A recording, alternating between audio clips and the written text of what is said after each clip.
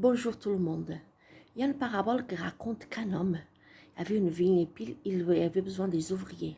Donc il est sorti et puis il y a eu des ouvriers qui sont venus à la première heure, des ouvriers qui sont venus à la troisième heure, des ouvriers qui sont venus à la sixième heure, à la neuvième heure et puis à la dernière minute. Et puis il avait convenu pour chacun d'eux d'un salaire pour la journée de travail, pour le temps de travail qu'ils travaillaient. Et à la dernière minute, le patron, il est parti chercher encore des ouvriers de la dernière heure.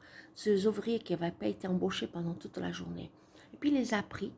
Et puis à la fin, quand c'était le moment de donner le salaire de la journée, bien sûr, ceux qui avaient commencé à la première heure, ils sont imaginés de façon tout à fait normale qu'ils allaient gagner plus que celui qui était venu à la dernière heure.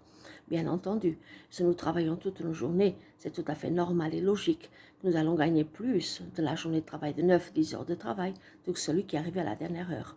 Sauf que le royaume de Dieu, les mathématiques ne sont pas les mêmes que les nôtres.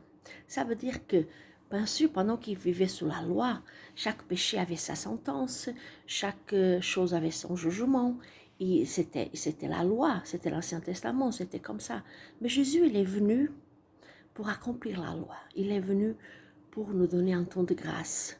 Ça veut dire que peu importe si j'ai donné ma vie à Jésus il y a 30 ans et que j'ai déjà sué, j'ai déjà transpiré pour servir son royaume et que le salaire qui arrive à celui qui arrive maintenant, c'est le même salaire que le mien. Parce que nous sommes sauvés par la grâce, pas parce que nous méritons. Ce n'est pas notre mérite.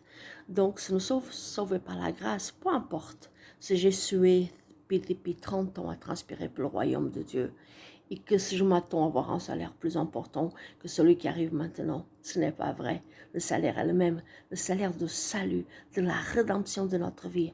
Imaginez, c'est extraordinaire. On a un Dieu rempli de miséricorde. Alors réjouissons-nous de celui qui a été sauvé aujourd'hui et qui a eu le même salaire que nous, qui avons été sauvés depuis tellement d'années et que nous avons transpiré déjà pour le royaume.